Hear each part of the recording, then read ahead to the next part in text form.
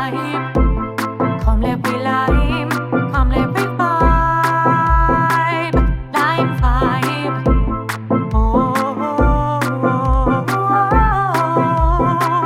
Lime vibe. Today, okay. Well, let's start off from the top. Okay, let me introduce you. Okay, welcome to another Lime Vibe podcast. I'm Yori Camp here today, and I'm here with my guest, Miss Marcia Campbell from South Florida, by way of Jamaica. Say hello, Marcia. Hi, good evening, everyone. Okay, My name is Marcia Campbell, president of BCASCA. President of BCASCA. What's the acronym for, Marcia? Brevard Caribbean American Sports and Cultural Association. Okay, there you go, there you go. So you're a leading figure in South Florida, aren't you? Leading figure for the Caribbean American population. I didn't hear it. Could you say that again? Would you say you're a leading figure for the Caribbean American Association and the population down there in South Florida? In Brevard County, yes. For the population. What's the population? Yeah. Ooh. Okay. So tell me, how is this month going? This month is Black History Month. How's this month going for the Caribbean Association?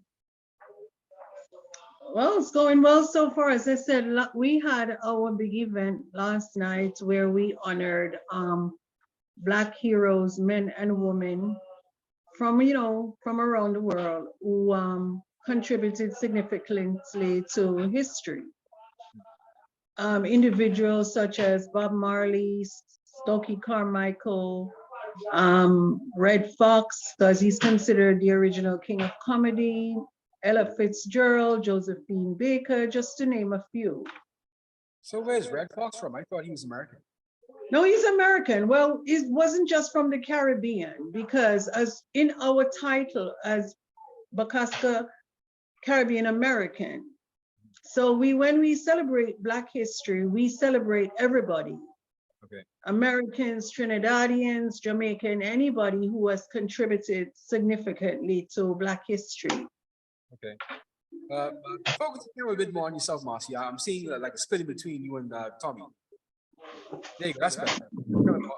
That's right, Marcia. Thank you. The better light too. Actually, that's beautiful. You're a lovely looking lady, by the way. I should be turning the other way. That's a lot better. Okay, so yeah. Okay. Yeah. So tell me what else is happening this month. Well, this month is nearly to an end now, isn't it? Right? We end. Right. This month is almost over. So what did you guys do this month? Sorry? What did you guys do this month? All this month for Black History? Usually at our organization where we are now, what we do, we just celebrated like Guyana's independence. Every Caribbean country, we acknowledge their independence. Today we are celebrating St. Lucia's independence. It's not today, it's during the week, but we usually celebrate it either on the Sunday before or the Sunday after. So last week we did Grenada's independence, where we played the anthems. We talk about some points about the country, the island as it may be, population, size of the island, a lot of other relevant points about the countries or island. So we do that as it comes up. And today we will be celebrating St. Lucia. And that's one of the things that we do. We have done this month so far also. Okay. So and your name is what do you with basketball? Sorry. My name is Anthony Harris. I'm originally from Trinidad and Tobago. And you're what the basketball? You're the vice president or something? Oh, I'm also a board member. I am one of the persons that deals with the entertainment. Okay. So how's it looking for March now? What are you guys going to do for March? Or it's pretty much this month that you guys are focused on Caribbean Americans? Well, this month, before we go to March, this month is also the Dominican Republic's independence on the 27th. So we're going to honor them as well and celebrate their independence. Basically the same way that Tony just described that we did for Grenada, what we're about to do today for St. Lucia. So next month, one upcoming event that we're having is March is Women's History Month. So on March 11th, we're going to be celebrating women from around the world. We're going to focus on Barbados, where we want to highlight the Prime Minister Motley. And we want to also celebrate somebody from Trinidad, from the different islands. We will include America, someone from America, because we are in the United States and we have to give them, tribute for, because we're here. No one But better the whole than idea is to celebrate women from around the globe, and mostly Caribbean women. There's nobody better than Kamala Harris, I think. Yes, yes, yes. Aren't you proud of her? You're from Jamaica, aren't you, right? I can't hear you that well. Say, you're from Jamaica, right, Marcia? Yes, I'm from Jamaica. Aren't you proud of Miss Kamala Harris? Being one Of the course sisters? I am. Yeah. Of yeah, man. course I am. I wish she was more upfront, Mm, but she seems to be kept in the background. mm. Maybe saving herself up for a presidential run down the future. Maybe. But from what I hear, Biden is going to run again. Yeah. So yeah. there goes her chance. Mm. But she's young. She has another chance. She has 2 or 3 more chances, I think. So Yeah, that's true. That's true. If not this year, next year. Next 4 Or years. next year after, the year after. Yeah. So tell me about the community there in Brevard County, because we don't hear a lot about Brevard County, right? So tell me about the community there, the Caribbean community. How vibrant is it? How rich is it? Well, Brevard has the largest diverse community. Sorry, I should say Palm Bay has the largest diverse community in the Brevard County. We have a population of approximately 130,000 persons living in Palm Bay. And from what I've seen, we have a very, it's diverse and at the same time inclusive. Mhm. Right? We have a lot of events that take place that's supported by the city. The city is part of the Caribbean events. We are co-sponsor with the city, and they give us their full support. So I will say there's a very positive attitude with diversity in Palm Bay, in the community of Palm Bay. Palm Bay. Tell us So you about guys get some of the the subsidies from. activities that we're involved with the city. Well, we usually take part to the city parades. The BCASCA is represented at all the city parades, Veterans Parade, Puerto Rican Parade. What we do in our participation in these parades, we usually have all the Caribbean, or as much of the Caribbean flags that can be flown on that day. We have people walking with the different flags. We also have we have a truck with our Caribbean music being played also. So we definitely bring that Caribbean vibe to the parades. Every parade, we try to bring that Caribbean vibe. And also, we also participated recently where we were a co-sponsor with the city at the end of January. There was a multicultural parade. And that was also well attended. It's the second annual, it was the second annual multicultural parade. Mm-hmm. And it was very positive. There was a strong Caribbean influence in the parade. We had the steel pan from Orlando, Branches Steel Orchestra was there. Mm-hmm. We also had the Moko Jumbies, those guys on the stilts walking, and I think they were the highlight of the show actually. So yeah, and of course BCASCA was there. We had our tent with showcasing the stuff that we do on a daily basis. So again, we were well represented, and the feedback was very positive. That's good. I just found out recently that steel pans from Trinidad, it's originated in Trinidad actually. Is that true? Yeah, the steel pan originated from Trinidad and Tobago, and it's now all over the world. It's a worldwide instrument right now. It's our gift to the world, as we say. That's right. The steel pan. That's amazing though, because that's something that a Caribbean can do, and it could go straight around the world. Like, we have a lot of talent in the Caribbean, man. So how are you seeing people there in Brevard County, Caribbean Americans in Brevard? How do you see them progressing now? from what you see from the population there, how do you see them progressing and making progress? Well, in my opinion, with BCASCA's influence and our contribution to the community, it's spreading. For instance, Tony right now is getting ready to branch out with the steel pan into the college. Trying.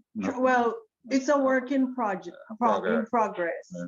We're in the process of, coordinating, partnering with Eastern Florida State College to teach steel pan. So we're branching out. We're not staying in our little center. We're in the community, going into the colleges. So it's spreading. It's definitely spreading. Okay. But I just want to emphasize that we have not made that direct connection. This is just a vision that we have to take the steel pan to the college to make them part of we want to do a community steel pan for the youths in the community. And our vision is that if we base at the college, I think it will be the best location for everyone involved. There'll be that classroom environment where we could teach some theory. There'll be an area to store the pans. That's the main thing with the steel pan. Okay. So an area to store the pans, especially the base pans. You can't be lugging them around, every time you have practice. So we are still hoping. We haven't had that initial discussion as yet, but it's a vision. It's a vision with the college. So hopefully sometime soon. We have the instructors, we have students waiting to be part of this thing. So, yeah. Our involvement also extends to Palm Bay Elementary, a school that we partner with. And some of the activities that we do with them, for instance, Tony is a mentor. What we have also done with Palm Bay Elementary is once a month, we would highlight a Caribbean island.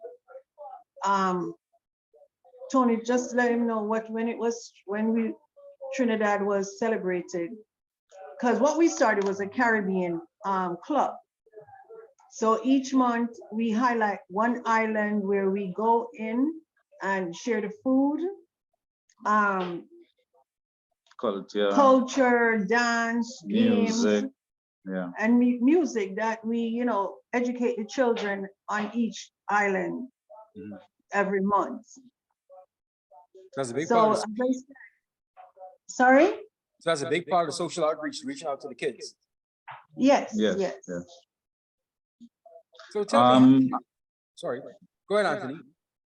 I was just about to say another program that we recently brought to the center is we have African drumming and dance on Mondays. So the group was already established, Space Coast Drummers, but they weren't practicing at our location. So after some conversation, the practice sessions now take place at our center on a Monday. And also we started a young lady in the community who is, she's a professional African dancing, that's what she does. She's also part of the whole event on a Monday. So 6 to 8 on a Monday, we do drumming, and then we do African dancing where the dancers are supported by the drums. So it's really, really a wonderful experience. Okay, that's cool. So speaking about Africans though, how is your relationship with the African community in South Florida? Well, we have several Africans that are members of the organization. And last night, one of them was at the African History Celebration. And during intermission, he came up and he had nothing but praises for what we're doing here. After the event was over, he came back again and thanked us for our contribution and all that we do. It's a positive connection. Positive connection. Wow. You don't hear it often because we're trying to get that connection here in the Caribbean again, between the Caribbean and African connection again. We're trying to get that connection again with the African brothers and sisters. It's just now starting to take shape with our leaders at the top level. But wouldn't happen as significantly as it should unless it's at the ground roots, at the roots level, at the ground level with the people like yourselves and these other smaller organizations and community organizations really partnering up with one another. So I'm glad that the work that you're doing, we're trying to reach across the board, reach across the aisle, I should say, and really reach out to our African brothers and sisters, because that's where we come from, Marcia. That's our heritage. Exactly. Yes. And what we did yesterday is everything is really connected back to Africa. For instance, Tony's wife did a presentation on the African roots of steel pan. Mhm. And we also celebrated Haiti. Haiti was part of the Right. presentation yesterday. also. Right. Yeah. So everything is connected back to our African roots. Yes. So the steel pan from Africa, I think you lied to me. Well, the connection between the Display. Africans and the steel pan was the fact that they came with the rhythm and they came originally with the drums, of course, but then the drums were outlawed. Mhm. So the next generation of slaves, they couldn't play the drums. They started to play what we call the tambu bamboo. They made a rhythm out of the bamboo. Mhm. And then that was outlawed also. So then as the generations came along after that, they started to knock on different instruments like biscuit tins and stuff like that. So it was a natural progression until eventually they went to the oil drum, and the oil drum was then, eventually it was sunk in and the notes created. So it was like an evolution over a period of time that eventually brought us to where we are now with the steel pan. So you're Which kind of like a music came historian about then, aren't from you? the slaves. Yeah, it came from struggle. It came from the struggle. Mm. So you know a lot of history about the Caribbean music, don't you, Anthony? Was that? I say you know a lot about the Caribbean musical history, don't you, Anthony? Well, I try to keep myself informed, with respect to the Trinidad and Tobago history. Yeah, I try to keep on top of things as much as I can, yeah. Okay, that's good. That's good, man. So tell me what else is happening with BCASCA now for the rest of the year. What's your next set of projects? For March, April, May, June, July? Well, March, as I said, is Women's History Celebration, celebrating women from around the world. In April, I think we're having a tea party, which basically everybody, most of the individuals in our organization are Caribbean or of Caribbean descent. So everything we do have a Caribbean flavor on it. We always have a seasonal brunch where it's called Caribbean brunch, where we highlight foods from the Caribbean, and both Caribbean and Americans seem to love it. In January, we had our Martin Luther King breakfast, where we honor Martin Luther King, but that breakfast is basically Caribbean. And we do offer American breakfast, but people don't usually want it. They usually want the Caribbean breakfast. Now, what's in that Caribbean breakfast, by the way? Sorry? What's in that Caribbean breakfast, by the way? What's in that Caribbean breakfast? Callaloo, ackee and saltfish. What's the flour thing that? Was it festival? Not festival and bakes. Yeah. No stew fish? Johnny cake? Fish. Yeah, Oh that yes, fish, yeah, fish. fish. Can't forget fish. Yeah. So the American breakfast consists of The eggs and sausage, Yeah. but you always find that just get left over. Nobody don't really want it. Not on that day. But why would you can have stewed conker, you can have stewed fish? As we are on the point of the MLK breakfast, I just want to also mention that it was so all-inclusive as it usually is, but this year we had a Haitian artist Really? performing for the first time as the main our main act. Who was it? And this guy just blew the house away. Yeah. Who was the artist? A gentleman by the name of Master Luck. Master Lock. Okay. Yeah, Master Luck. L-U-C-K. L-U-C-K. Master L-U-C-K Luck. Yeah, very talented young man right here in Palm Bay, which is overflowing with talent actually. So we Well, what part of what I am trying to do is to try to bring all these talented artists from the different countries together at different points in time to be part of our events. Yes. And I think we hit the nail on the head, as they say, on the MLK Breakfast with the Haitian artists. Yeah, it was definitely it was a positive, very, very, very positive. You got a standard ovation. They didn't want them to leave. He did compo or zouk, or he did traditional American music, or other kind of soca and calypso. Was that? Did he do compo or zouk, or did he did some other kind of? Well, he did it in Haitian Creole and English, so he was going back and forth. Okay, gotcha. Yeah. Well, speaking of Haiti, man, they're going through some turmoil right now. Are you getting that kind of pressure there in Brevard County from the Haitian community trying to reach out to the Haitian brothers and sisters in Haiti now? Well, I'm not sure what it is the Haitians are doing, but I mean, when we see the news, we see like there is some turmoil in Haiti, but what the Haitian community is doing, I can't say. I'm not sure. And they don't use BCASCA to help reach out to Haiti. Huh?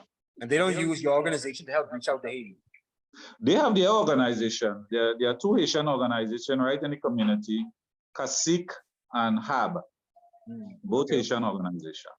Right. And some of them are members of BCASCA. Yeah. Okay. So what kind of support did you get from the city, from the city council with running some of your organization's events?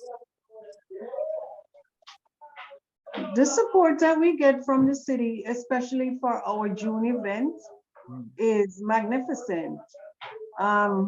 Mention Kareem. Well, we have what do you call it? In kind, or they give us a value of 12,500 in support for our June event. When I say 12,500, not in cash, but the stage, lights, you know, stuff like that, and they put a value on it, and it 12,500.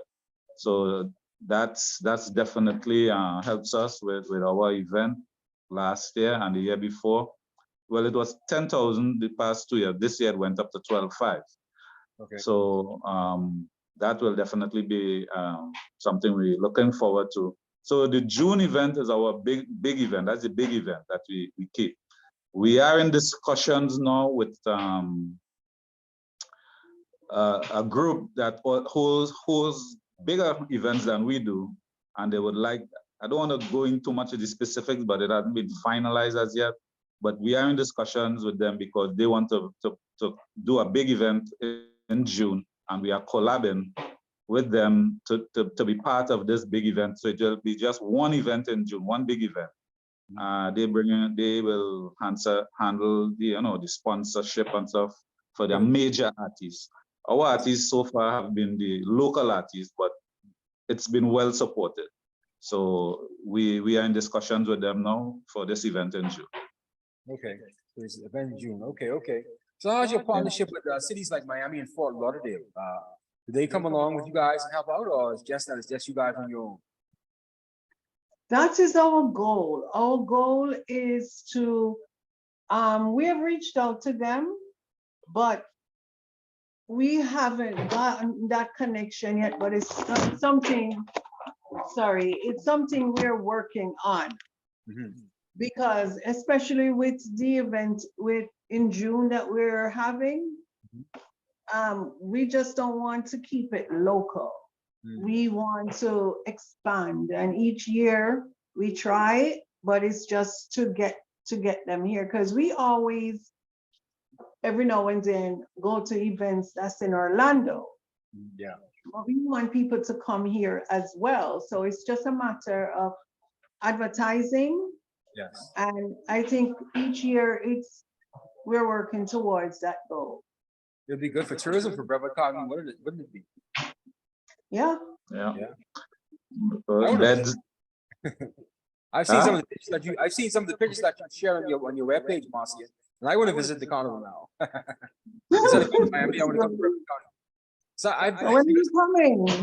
Yeah, I want to come this year actually, because I didn't hear about Brevard County until I actually ran into you. To be honest with you, I didn't know you guys. Yeah, I didn't know you guys were doing all this work. So let's keep on pumping out the Facebook page and keep pumping the information out, Marcia, because it's impacting people. It's reaching out to people. Okay, I know in the updates that you sent me from, you know, Carrie Mac Plus, I see you also advertise stuff in there or write stuff about. Tony didn't mention the name, and I think he's reluctant to mention it because we're just in the process, you know, the organizational stage. But I've seen, what is it, Kareem? Colors. Colors, because I've seen you've written stuff about it. So that's who we're in discussion with right now regarding the June event. What is it, colors you said? That the Color Caribbean group that's based in Fort Lauderdale, Miami area, I believe. I may have, you know, I've done a lot of stories. I may have. I can't bring it off the top of my head though. I can't remember. Yeah, well, they host big events, like I said, with big name artists, and they want to come to Palm Bay. So, you know, it's not like they just want to come and take over. They want to come and work with us. Yeah. We already have the month of June. They also celebrate Caribbean American Heritage Month also. Okay. So it's like, you know, let's work together to keep this big event in June, and, you know, everybody will get their pips, as they say, their applause. Have a good line, mate. Yeah. Have a good line that June. Yeah, that's what I've seen in your magazine. Line. Yeah. Line. Yeah, line. That's the name of this podcast, Line Vibe. So it's all about having fun, you know.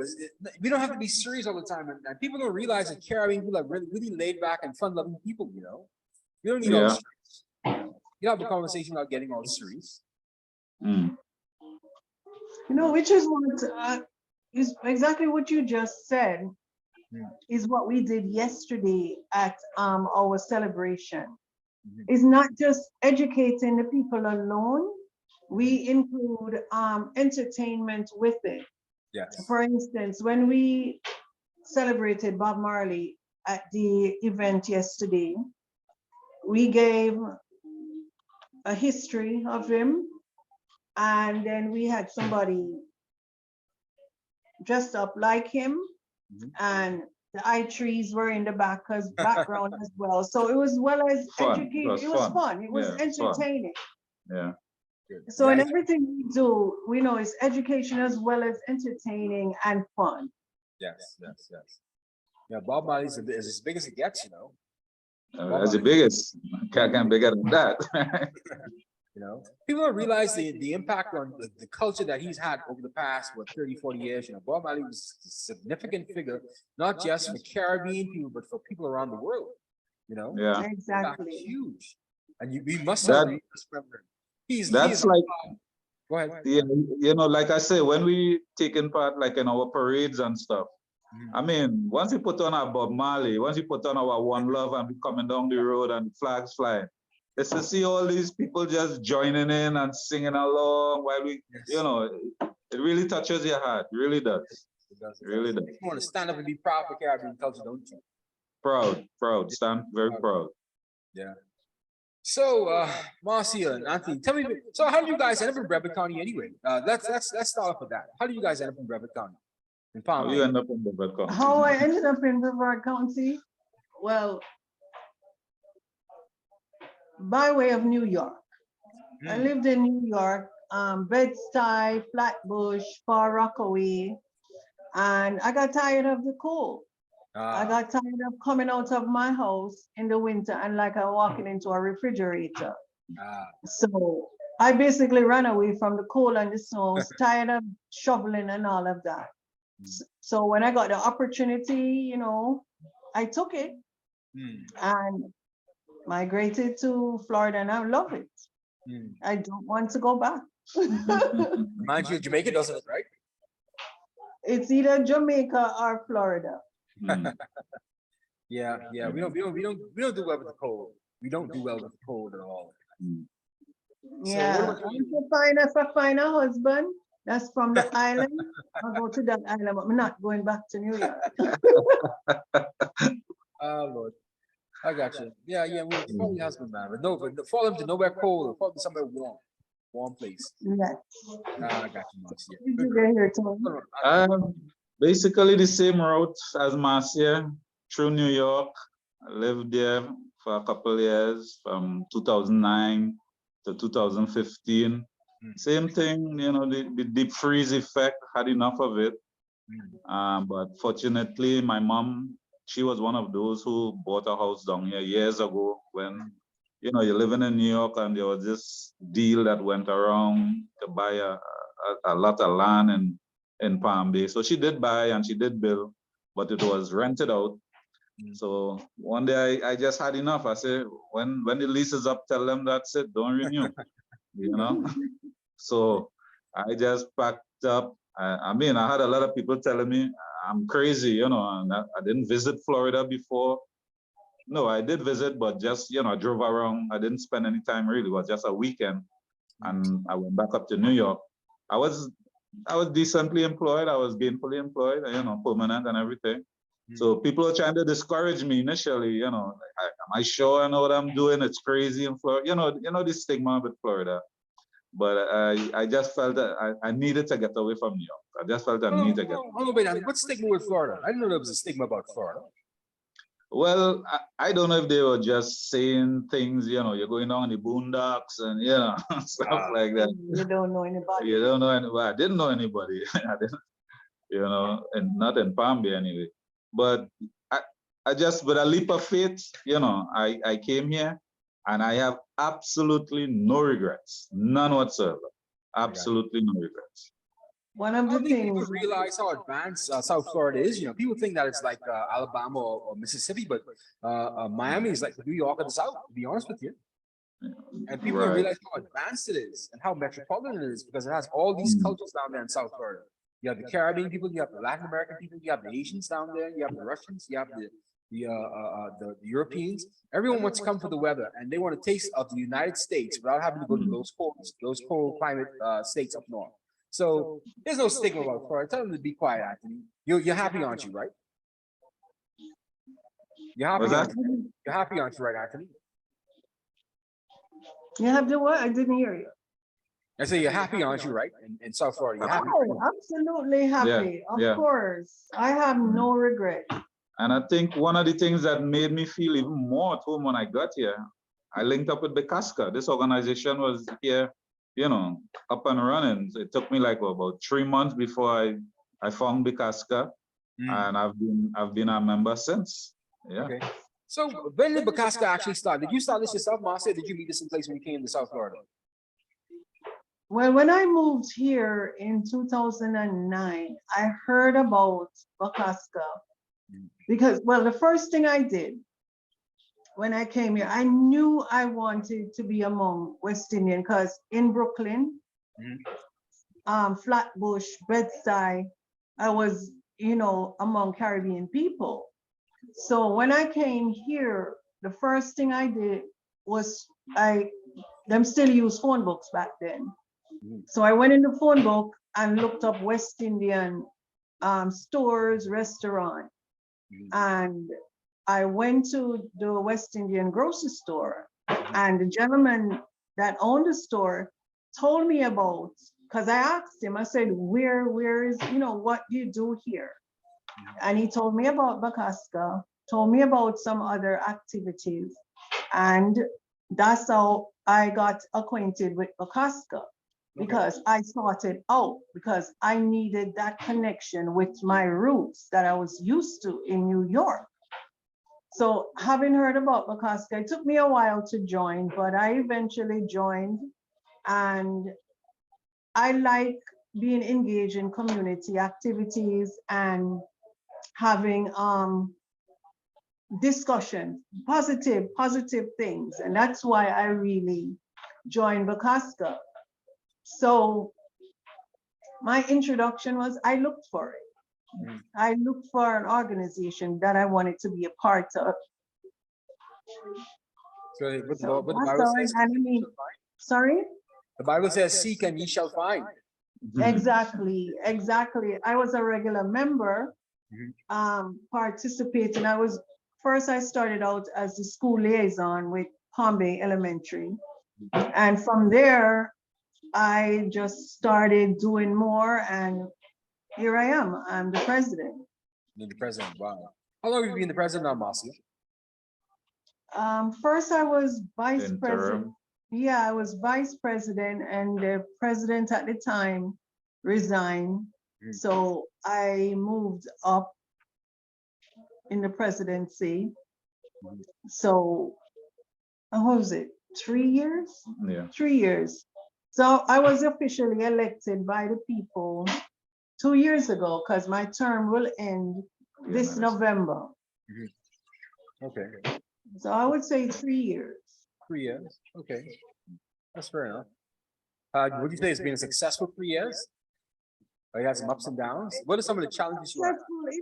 It's challenging. It has its ups and downs, but we were able to accomplish some things even in the midst of controversy, because as it turns out, I am the first female president this organization has had. It was established in 1980 something, 89, and there was never a female president. Wow. There have been female vice presidents, but I'm the first female president. So it has its ups and downs, being the first, but with people like Tony.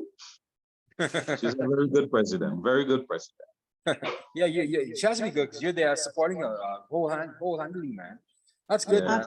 I like to see this community that you guys are, because I wasn't expecting Tony, but it's good to have you here, Tony, because guess what? It shows the camaraderie and the solidarity between the Caribbean people, because you're from Trinidad, she's from Jamaica, and you're here supporting her, trying to get this message out for the Caribbean people for South Florida and the rest of the Caribbean diaspora, I should say. So I'm glad to have you guys here. So any final thoughts you guys have about what's going to happen in June, what's going to happen for the rest of the year for BCASCA? Well, like we say, we hope everything is successful with the discussions that we are in, going for June event. And we also have, I personally have my pilot projects that I'm working on with the steel pan. I hope that comes to fruition soon. With the youths in the community, there is only one elementary school that has steel pan. So after that, the kids have nothing, So I want to try to fill that void. And that's one of the things I'm very passionate about. I myself and my wife, and we are part of a small pan side of five people practicing right now. So we approaching it from different angles, all different angles we are approaching this thing from. Yeah. Again, everything with the support of the BCASCA, that we go out there and we try to make this happen. That's my vision for the next couple of months. That's good. That's good. That's good. What about you, Marcia? Sorry? What about you, Marcia? What do you have planned for the rest of the year? I mean, what's your vision for the rest of the year for BCASCA?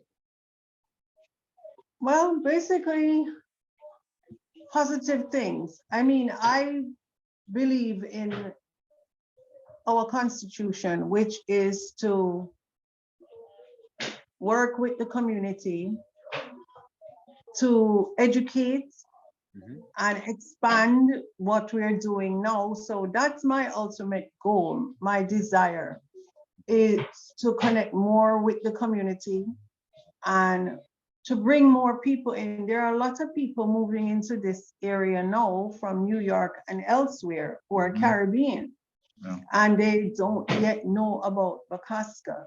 So my ultimate goal or wish is to bring those people into our fold to make the organization, because people retiring or just moving, they have ideas and we just want to get them in to take us to the next level. Our ultimate goal right now where we are is that we are renting this facility.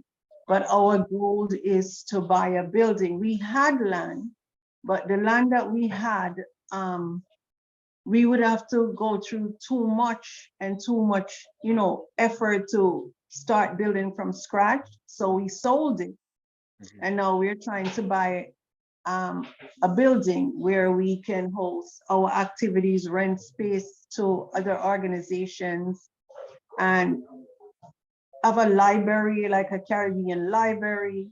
So that's that's my vision. I would love for that to happen during my time as president, is to acquire a building where we can, label it the multicultural center.